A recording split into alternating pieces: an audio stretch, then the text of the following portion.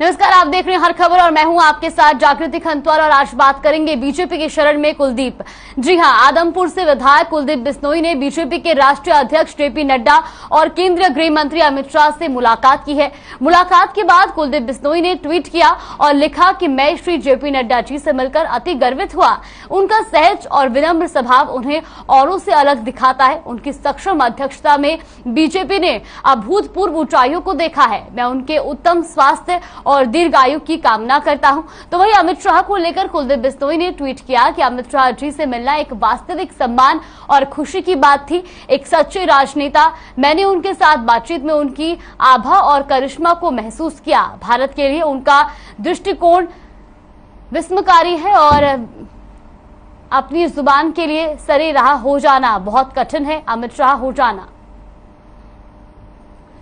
तो ये तस्वीरें आप देख सकते हैं जहां पर कुलदीप बिश्नोई ने बीजेपी के राष्ट्रीय अध्यक्ष जेपी नड्डा और केंद्रीय गृह मंत्री अमित शाह से मुलाकात की है। तो वही उन्होंने उनसे मुलाकात के दौरान ये भी कहा है, ट्वीट कर उन्होंने लिखा है कि बीजेपी के राष्ट्रीय अध्यक्ष श्री जेपी नड्डा जी से मुलाकात कर मैं बहुत गर्वित महसूस कर रहा हूं। और साथ ही साथ उन्होंने कहा कि मैं उनके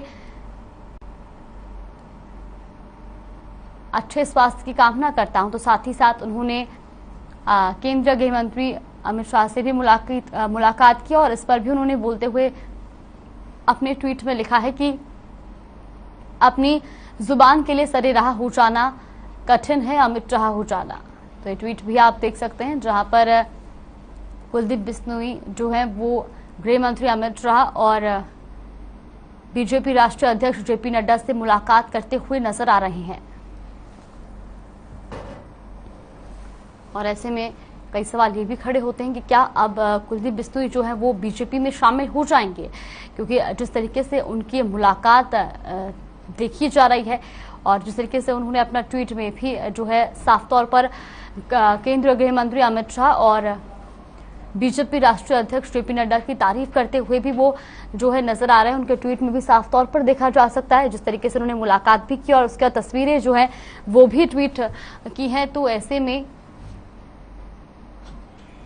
अब कहीं ना कहीं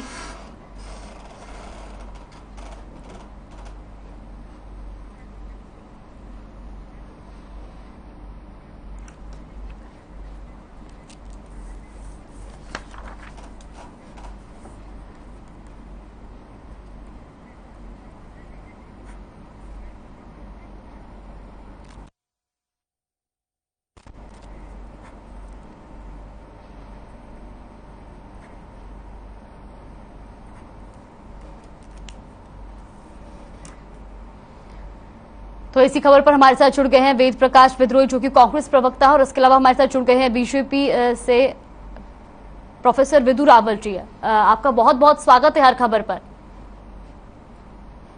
सबसे पहले वेद प्रकाश जी, आपसे जानना चाहूंगी जिस तरीके से अब कुलदीप बिश्नोई जी ने जो है केंद्रीय गृह मंत्री से मुलाकात की और साथ ही साथ बीजेपी राष्ट्रीय अध्यक्ष जेपी नड्डा जी से भी उन्होंने मुलाकात की है, किस तरह से उनकी इस मुलाकात को देख रहे हैं आप? जागृति जी, हमारी तरफ से 10 जुलाई को ही कुलदीप बिश्नोई जी का चैप्टर क्लोज हो गया था जी। अब कुलदीप बिश्नोई जी भाजपा में जाएं या और कहीं जाएं, ये उनका लोकतांत्रिक अधिकार है। किसी से मिले, ये भी उनका लोकतांत्रिक अधिकार है जी। हमारी तरफ से उनको शुभकामनाएं। अब वो क्या करते हैं क्या नहीं करते उनका काम है जी। पर इतिहास अपने आप को दोहरा रहा है। 2007 में कुलदीप बिश्नोई जी ने कांग्रेस से बगावत करके अपना अलग पार्टी बनाई, तो उसमें सफल नहीं हुए। वो अति महत्वाकांक्षी नेता हैं और अपनी इसी महत्वाकांक्षा को पूरा करने के लिए 2012 में उन्होंने भाजपा से गठबंधन किया। भाजपा ने 2012 में 100 रुपए के एफिडेविट पर लिखकर उनको हरियाणा का भावी मुख्यमंत्री घोषित किया। राजनाथ जी, नितिन गडकरी जी, सुषमा जी ने करनाल की सभा में सार्वजनिक रूप से उनको अपना अध्यक्ष मुख्यमंत्री उम्मीदवार होंगे ये दावा किया। 2014 में उन्होंने भाजपा के साथ मिलकर लोकसभा का चुनाव लड़ा, 2 सीटें उनको मिली, दोनों जगह हार गए। केंद्र में भाजपा की सरकार बन गई, हरियाणा में भाजपा के 7 MP बने। इस 7 MP बनते ही भाजपा ने 2014 अक्टूबर के चुनाव के लिए उन्हें अपना मुख्यमंत्री उम्मीदवार मानने से इनकार कर दिया और कहा कि वो भाजपा में शामिल हो, अपनी पार्टी का विलय करें। जी। कुलदीप बिश्नोई जी ने ऐसा नहीं किया और वो फिर कांग्रेस में आ गए। अब वो कांग्रेस में भी उनकी महत्वाकांक्षा बहुत ज्यादा थी। अब कोई भी राजनीतिक व्यक्ति अपनी राजनीतिक ताकत से ज्यादा महत्वाकांक्षा रखेगा तो कोई भी दल उसे पूरा नहीं कर सकता। जी। अब और ना ही ऐसा व्यक्ति किसी दल के अंदर ज्यादा दिन टिक पाता। अब वो भाजपा में जा रहे हैं, उनका स्वागत है, उनको शुभकामनाएं, पर मेरी एक वाणी याद रखना, भाजपा में वो ज्यादा दिन नहीं टिकने वाले। जिस तरह बेआबरू होकर 2014 में भाजपा को छोड़कर भागे थे और कांग्रेस की शरण में आए थे, उसी तरह देर सवेर वो फिर भाजपा को छोड़कर भागेंगे और किसकी शरण में जाएंगे वो जाने, ये उनका अपना मानना है। जी बिल्कुल। प्रोफेसर विदु रावल जी भी हमारे साथ मौजूद हैं। विदु रावल जी, आपसे जानना चाहूंगी, जिस तरीके से उन्होंने अभी मुलाकात किया और उसके बाद उन्होंने ट्वीट भी किया है, काफी तारीफ करते हुए नजर आ रहे हैं केंद्रीय गृह मंत्री और बीजेपी राष्ट्रीय अध्यक्ष जेपी नड्डा जी की। क्या कुछ उम्मीदें लगाई जा रही हैं, क्या वो बीजेपी में शामिल हो सकते हैं?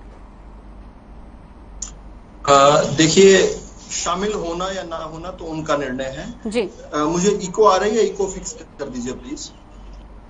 जी। लेकिन भारतीय जनता पार्टी के कामों का और विशेष रूप से प्रधानमंत्री मोदी जी के जो काम है वो जनता के लिए पूरे देश भर में एक आकर्षण का केंद्र बने हुए हैं। हर श्रेष्ठ व्यक्ति जो है भारतीय जनता पार्टी में आना चाहता है, वो देश के इस विकास की बयार में अपने आप को जोड़ना चाहता है। देश आज सिर्फ प्रगति नहीं कर रहा है, देश आज एक ऊंचे कद के साथ दुनिया के बीच में खड़ा हुआ है। इस परिप्रेक्ष्य में सभी लोग जो है भारतीय जनता पार्टी से खुद को जोड़ना चाहते हैं। कुलदीप बिश्नोई भी भारत के हैं और माननीय विधायक हैं आदमपुर से। लेकिन अभी जो मैं अपने वरिष्ठ साथी हैं वेद प्रकाश जी, उनकी बात सुन रहा था, उन्होंने इतिहास के दोहराने की बात कही। बिल्कुल इतिहास दोहराया जा रहा है।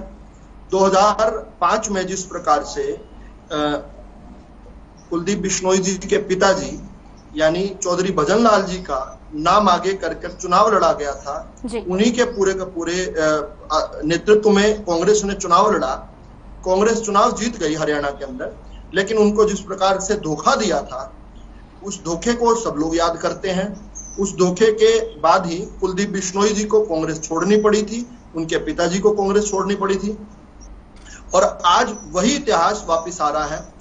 जो 28 अप्रैल 2016 को श्रीमती सोनिया गांधी जो तत्कालीन कांग्रेस की अध्यक्ष थी और श्री राहुल गांधी जी जो तत्कालीन कांग्रेस के उपाध्यक्ष थे, जी। मतलब उपाध्यक्ष भी एक ही थे उस समय। जब आजकल उपाध्यक्ष ज्यादा होते हैं, जब राहुल जी बनते हैं तो एक ही उपाध्यक्ष थे, जी। तो वो एक ही उपाध्यक्ष और एक ही अध्यक्ष की मौजूदगी में उन्होंने कांग्रेस में 2 विधायकों को, जो कि जनहित कांग्रेस के विधायक थे, कुलदीप बिश्नोई जी और उनकी श्रीमती जी रेणुका बिश्नोई जी, उनको यह कहकर कांग्रेस में जोड़ा था कि कांग्रेस में वो एक नई जान फूकेंगे और कांग्रेस में उनको एक बहुत एलिवेटेड रोल मिलने वाला है। 28 अप्रैल 2016 से लेकर 27 अप्रैल 2022 तक उनको केवल झुंझुना दिया जाता रहा, केवल उनको मीठी मीठी गोलियां दी जाती रही। वो राहुल गांधी जी के पास मिलकर आते, मुस्कुराते हुए बाहर निकलते, दोनों तरफ से ये स्टेटमेंट्स आती, यानी राहुल गांधी जी के कार्यालय से भी और बाहर कुलदीप बिश्नोई जी द्वारा भी, कि बहुत अच्छा होने वाला है। लेकिन किस प्रकार 27 अप्रैल को एक और विराट धोखा जो ये परिवार आज तक लोगों को देता आया है, यानी मैं इस नेहरू गांधी परिवार की बात कर रहा हूं, इन्होंने एक और धोखा देकर कुलदीप बिश्नोई जी को दूध में से मक्खी की तरह निकाल दिया। उसके बाद भी एक कर्मठ कार्यकर्ता के रूप में कुलदीप बिश्नोई जी ने समय मांगा, खुद कहा कि भाई मुझे कुछ वादा किया गया था। राहुल गांधी जी को वो ऊंचे कद का नेता मानते थे, शायद जितने ऊंचे कद का नहीं उससे भी ज्यादा ऊंचे कद का मानते थे। तो उन्होंने कहा कि मैं एक बार राहुल गांधी जी से मिलना चाहता हूं। 27 अप्रैल से लेकर आज जब मैं और आप बात कर रहे हैं, अब लगभग 3 महीने हो चुके हैं। 3 महीनों तक वो समय मांगते रहे राहुल गांधी जी का समय नहीं मिला। राहुल गांधी जी जो अपने भ्रष्टाचार के आरोपों का जो ईडी पूछताछ करती है, तो देश भर से सभी कार्यकर्ताओं को बुला लेते हैं कि आओ 45 डिग्री में दिल्ली की सड़कों पर नागिन डांस करो, मेरे पर भ्रष्टाचार के आरोप हैं, उसके लिए ध्यान भटकाओ, उसके लिए प्रदर्शन करो, ईडी पर दबाव बनाओ। वही राहुल गांधी अपने कार्यकर्ता जिनसे उन्होंने और उनकी माताजी ने खुद वादा कर पार्टी में मर्ज करवाई थी, जनहित कांग्रेस मर्ज करवाई थी, उनके लिए समय नहीं है राहुल गांधी जी के पास। और ये बात केवल कुलदीप बिश्नोई जी के लिए नहीं है। मैं जागृति जी 1 मिनट और लूंगा केवल आपका जी। ये केवल कुलदीप बिश्नोई के साथ ऐसा नहीं है। गुजरात के जो कांग्रेस के अध्यक्ष थे हार्दिक पटेल जी, उन्होंने भी बिल्कुल यही बात कही। उन्होंने कहा कि गुजरात की समस्याओं को लेकर मैं निरंतर राहुल गांधी जी से समय मांगता रहा, महीनों तक मांगता रहा, लेकिन जब बड़ी मुश्किल से मुझे समय मिला तो मैं राहुल गांधी जी के पास जब बैठा था तो राहुल गांधी जी की गंभीरता क्या है, मैं उनसे गंभीर समस्याओं को लेकर बात कर रहा हूं और राहुल गांधी जी मोबाइल पे किसी के साथ चैट करते रहे हैं, पूरा समय इसमें निकल गया। और वो कहते हैं कि मुझे जब अपनी बात खत्म करने के बाद राहुल जी से कोई आश्वासन मिलना चाहिए था, कोई बात मिलनी चाहिए तो नहीं मिली। इसी प्रकार से, और उन्होंने कांग्रेस छोड़कर उसके बाद भाजपा ज्वाइन की। इसी प्रकार से असम के जो वर्तमान के मुख्यमंत्री हैं हेमंत बिस्वा शर्मा जी, वो पहले कांग्रेस की तरुण गोगोई सरकार जो असम की थी उसमें कैबिनेट मंत्री थे। वो असम की और उत्तर पूर्व की भयंकर समस्याओं को लेकर लगातार राहुल गांधी जी से समय मांगते रहे, महीनों तक मांगते रहे, कैबिनेट मंत्री जी। लेकिन राहुल गांधी के पास उनके लिए समय नहीं था। महीनों बाद जब उनको हेमंत बिस्वा शर्मा जी को समय मिला राहुल गांधी जी का, तो इससे भी ज्यादा आश्चर्यजनक हुआ जागृति जी, केवल 10 सेकंड दीजिएगा।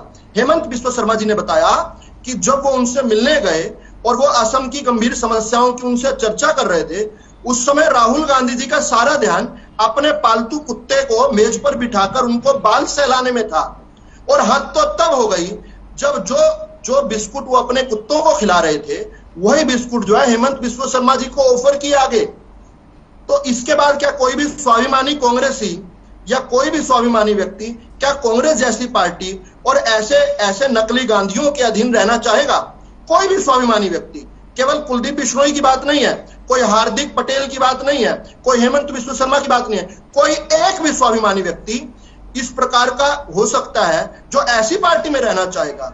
जब इन्हें जरूरत है तो ये सड़कों पर नागिन डांस करवाएंगे, और जब दूसरे व्यक्ति महीनों तक समय मांगते रहे, इनके पास समय नहीं है।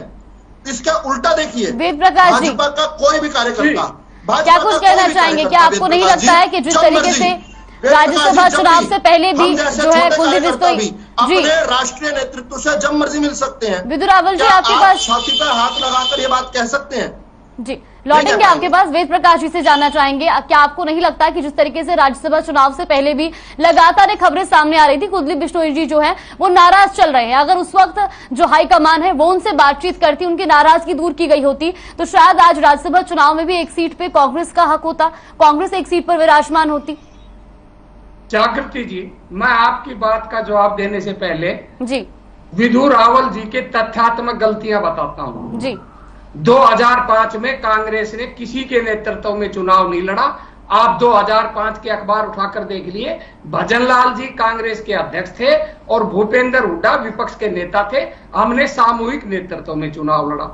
दूसरी, इन्होंने कहा कि भाई उन्होंने राहुल गांधी, सोनिया गांधी जी ने उनको कुछ वादा किया था। अब वो क्या वादा था नहीं था वो दोनों जाने, पर भारतीय जनता पार्टी हमें धोखेबाज बताने से पहले अपने गिरेबान में जाके इन्होंने तो 100 रुपए के एफिडेविट पर मुख्यमंत्री बनाने का आश्वासन दिया था। तो खुद धोखेबाज लोग दूसरों को धोखेबाज बताए, यही अपने आप में विडंबना है। तीसरी बात इन्होंने कही, हर श्रेष्ठ व्यक्ति का स्वागत है।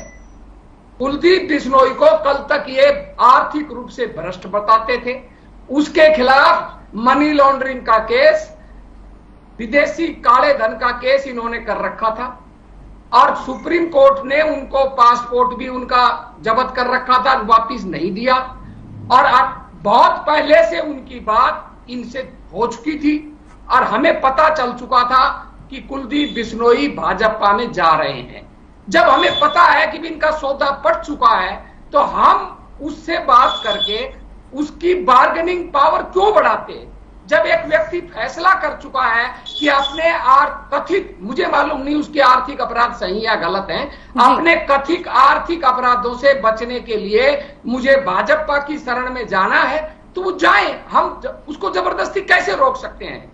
इन्होंने हेमंत शर्मा की बात कही, हेमंत शर्मा का भी यही मामला था, उनके खिलाफ ईडी की जांच चल रही थी।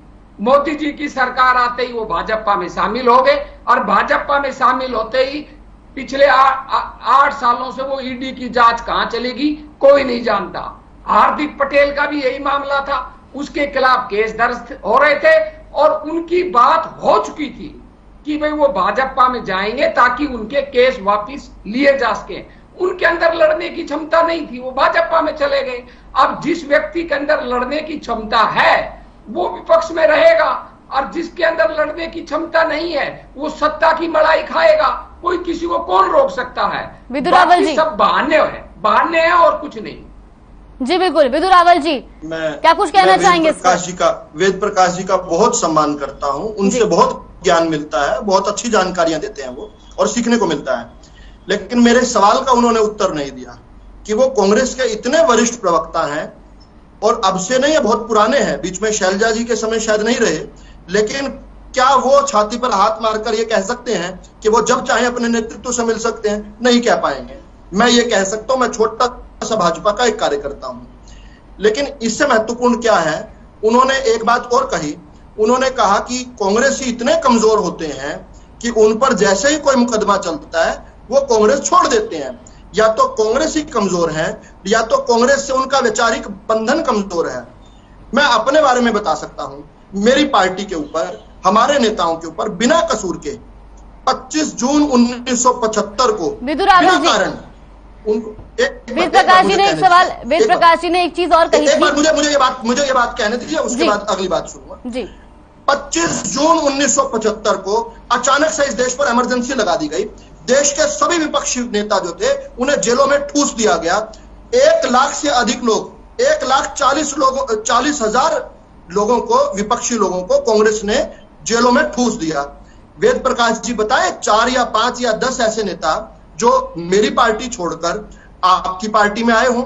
आपने तो उनके पजामों को नीचे से बांधकर उनके पजामों में चूहे तक छोड़ दिए थे, उनकी जान पर बनाई थी, लेकिन उन्होंने अपना वैचारिक बंधन नहीं छोड़ा। लेकिन आप कह रहे हैं कि कोई आर्थिक, उन पर किसी प्रकार का कोई आरोप लगेगा या कोई जांच होगी तो कांग्रेसी ऐसे छोड़ देंगे कांग्रेस पार्टी। अब जागृति जी, वेद प्रकाश जी का सवाल दोहरा दीजिए। जी, उनका सवाल था कि एफिडेविट जो है वो साइन करवाया गया था और 2012 में कहा गया था कि कुलदीप बिश्नोई जी को मुख्यमंत्री बनाया जाएगा। मुझे जी 2 बातें हैं इसमें ना जी। पहली बात तो वो 100 रुपए का एफिडेविट कौन से स्टाम्प से खरीदा था, कौन से स्टैम्प वेंडर से लिया था, कहां पर पब्लिक नोटरी हुआ था, कहीं वो पब्लिक उसमें है, लाइट में है तो दिखा दें, या कोई मनगढ़ंत कहानी कोई कल्पना है तो वो एक मिनट भाई साहब, आप अंतिम आप ही बात करना, अंतिम बात आप कहना, आपके पार्टी का मामला है, अभी आपकी पार्टी का मामला है।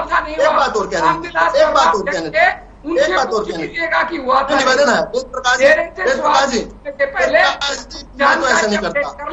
हर अखबार में आप बोल लीजिए आपका एफिडेविट छपा था, और रामविलास शर्मा जी अध्यक्ष थे, उनसे पूछ ले कि अगर मैं गलत हूँ मैं नहीं, आप तो अखबारों की कटिंग रखते हैं ना, सत्य नहीं बोलता। आप तो 1960 के दशक की भी सभी अखबारों की कटिंग रखते हैं, हमें दिखा दीजिए वो। अच्छा चलिए एक बात की चोट से कहता हूँ, कहता हूँ आप लोगों जी बिल्कुल। विदु रावल जी और वेद प्रकाश बिश्नोई जी, जी विदु रावल जी बहुत कम समय में अपनी बात रखिएगा क्योंकि समय का भी अभाव हमारे पास है। जी 10 सेकंड में जी। 2014 के लोकसभा के चुनाव के बाद कुलदीप बिश्नोई जी ने हमें छोड़ा था। उन्होंने जो है घोषणा पत्र लाए थे, समान विकास, समान रोजगार, हमारा अधिकार। उन्होंने गठबंधन अपनी तरफ से तोड़ा था, हमने नहीं तोड़ा था। तो हमें इस प्रकार से धोखेबाज न कीजिए। आज उन्होंने भाजपा की नीति अच्छी लग रही है, देश को आगे बढ़ाने के काम में वो जुड़ना चाहते हैं। आपको भी स्वागत है, आप भी अगर आना चाहें, हमारे साथ जुड़ना चाहें, आपका भी स्वागत है। जी आप भी भले व्यक्ति हैं, भाजपा मैंने कभी आऊंगा, आप भले व्यक्ति हैं। अगर मुझे सत्ता की मलाई चाटनी होती, विदुर जी माफ करना, जिन नेताओं के आप गुण गा रहे हैं आज भी वो मेरा बहुत सम्मान करते हैं, मेरे व्यक्तिगत मैं भी करता हूँ आपका, मैं भी आपका सम्मान करता हूँ, आप भले व्यक्ति हैं, आप कांग्रेस में मिसफिट हैं, कांग्रेस में आप मिसफिट हैं, आप कांग्रेस में वेद प्रकाश जी बिल्कुल विदु रावल जी और वेद प्रकाश जी, आप इस समय के अभाव को देखते हुए मैं आप दोनों को ही रोकना चाहूंगी और साथ ही साथ आप दोनों का धन्यवाद भी करना चाहूंगी अपना कीमती समय निकालकर यहाँ पर हमारे साथ जुड़ने के लिए। तो आपको बता दें कि जिस तरीके से जो है अभी मुलाकात कुलदीप बिश्नोई जी ने करी है जेपी नड्डा और केंद्रीय गृह मंत्री अमित शाह से उन्होंने मुलाकात की है। तो ये आपको बता दें कि